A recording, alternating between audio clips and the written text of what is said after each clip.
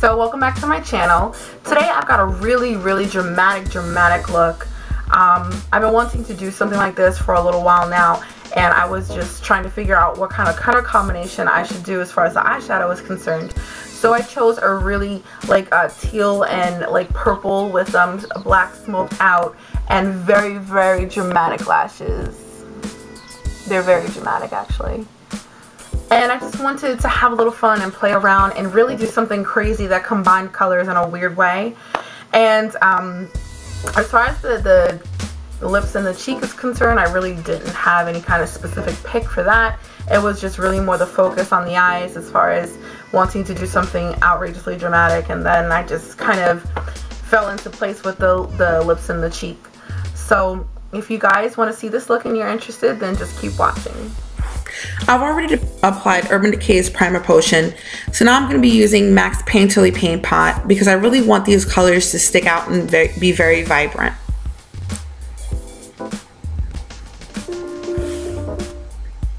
I'm taking Inglott's eyeshadow. It's 496 DS. It's a really sparkly, pretty white color.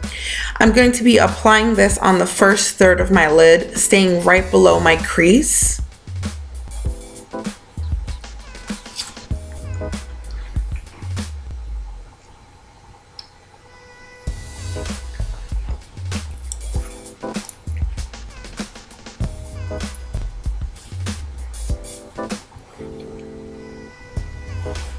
You want to make sure to pack this color on. I want it to be very opaque and very vibrant.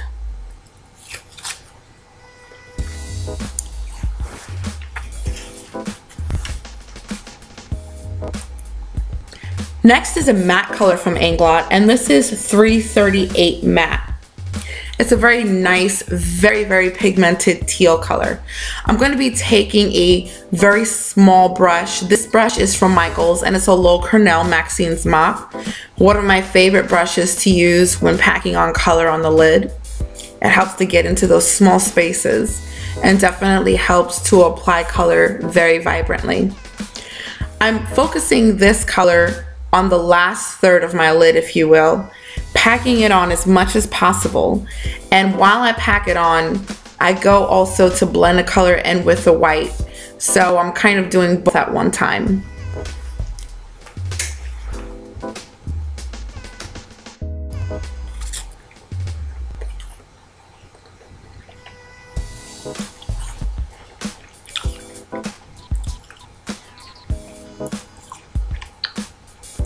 Next, I'm going to be taking one of my most favorite purple colors.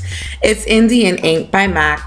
It is a pro shade, but you don't have to be a pro member to obtain this eyeshadow. Just need to either call the number or find your local M.A.C pro shop to purchase it. I'm going to be taking this color directly above the teal and the white color. I'm not going to be blending these colors together because I'm going to be creating a soft cut crease.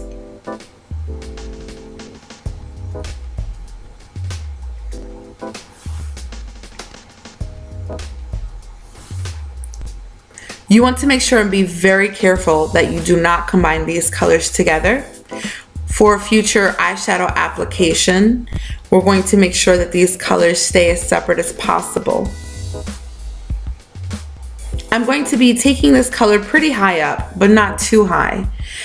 And as I go higher up on my eye surface, I'm going to be also blending this color out.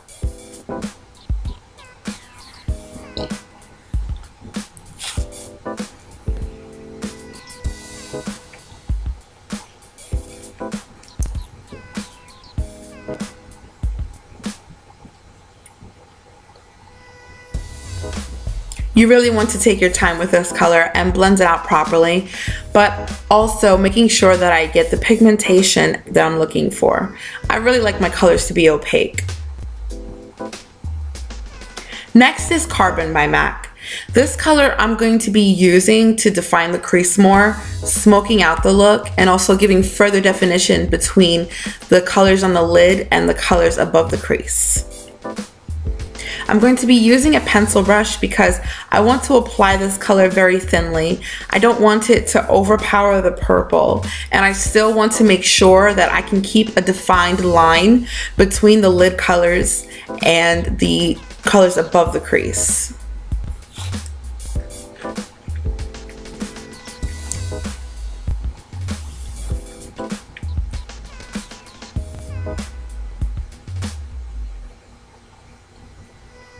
Next, I'm going to be going back in with that brush that I used initially to put on the Indian ink. I'm going to be taking this brush to blend Carbon and Indian ink together so that they fit seamlessly. But you want to make sure not to over blend the Carbon in with the purple because you'll lose the purple color.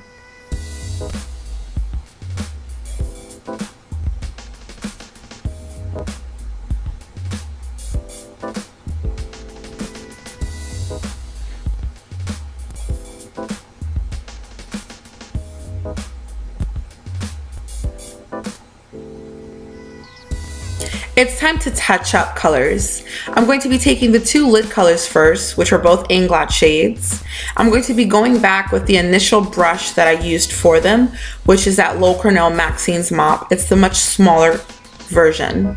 First, I'm going to be further defining that line by cleaning up the cut crease, if you will. And then doing so with the teal color, just to make sure that that line is defined. Now it's time for the highlight color. I picked Shroom because it's a slightly shimmered color, and most of the colors, if not all of them that I worked with, are pretty much matte except for that white. And so I thought it would be nice to add a little dimension with that Shroom color because it'll give a slight shimmer. What I'm doing first is I'm applying it, and then I'm going to blend down into the other colors so that I can blend out that Indian ink and give it a nice effect.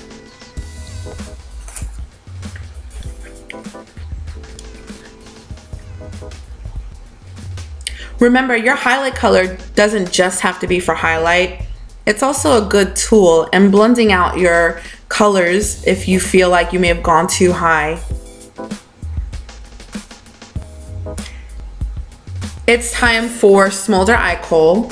I'm going to be taking this on my waterline, of course. I'm only going to be doing my waterline. I'm not going to tightline because I'm actually just going to take this makeup off when I'm done. And if I tightline, then it's just more makeup to have to clean up off my face.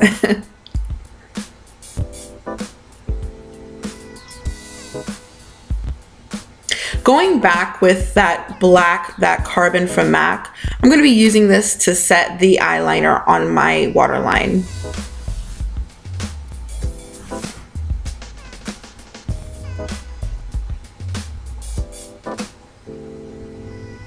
Now I'm going to be taking my favorite Revlon brush, as I always say, and I'm going to be taking that Inglot Teal color. This is going to be going below the lash line.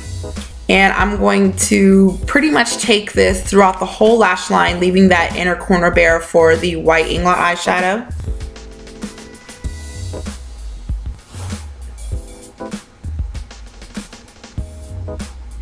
Now I'm going to be taking that Indian ink from M.A.C, and I'm going to do something I normally don't do. I'm pretty much just going to smoke this out kind of right below the teal, kind of blending the colors together and giving it a transition effect.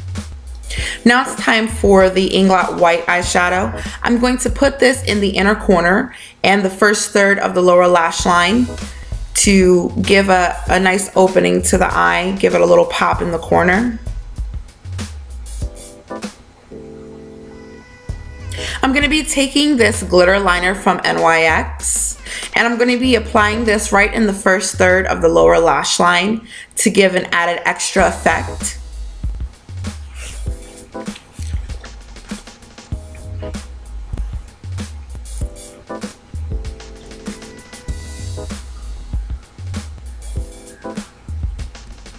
Now it's time for eyeliner. My favorite eyeliner to use, honestly, is the Sephora liquid liner. It's the easiest one that I found. The felt tip is very pointed and it is easy to apply the product. I'm creating a moderately thick cat eyeliner, excuse me. And I do this when I'm applying lashes, which is primarily most of the time I like to apply false lashes with any eye look. But specifically the lashes that I'm going to be applying are very, very dramatic. So I want the eyeliner to still be able to be seen and to stand out so that the lashes don't overtake the eyeliner.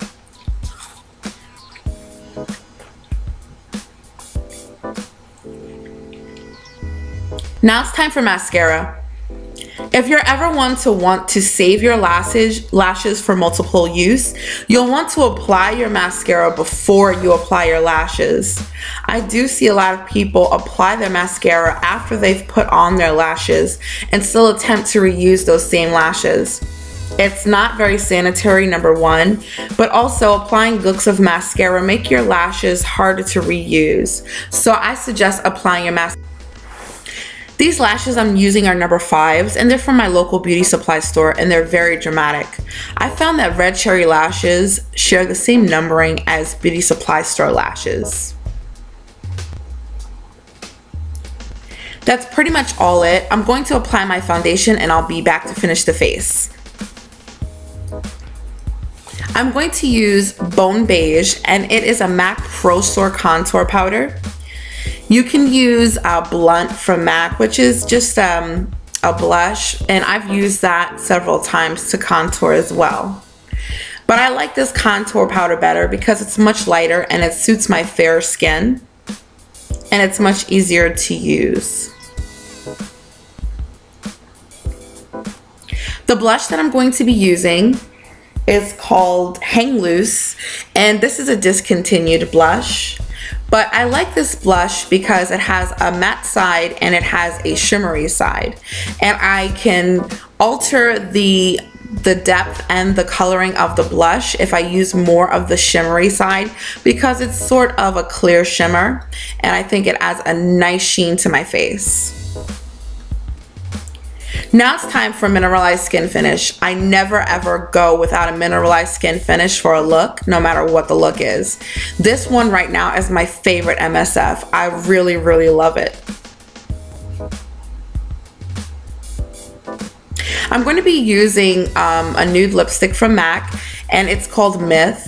The reason why I'm using this is because I really didn't know what else to do. With my eyes being how they were, I just thought going nude would be best. But what I wanted to do was add a little bit of a nice little peachy undertone just to give it some color. And I'm using this Dazzle Glass from the holiday collection and it's called Eurobeat. It's a very peachy coral kind of color. So I hope you guys enjoyed this tutorial. I hope that you enjoyed the new kind of way I'm doing it. I think it's just a little bit more efficient and I tend to jabber a lot. So in the interest of saving time and to also make it optimal for how I edit my videos, I think it's just best that I just stay quiet the whole time while I'm doing the tutorial. I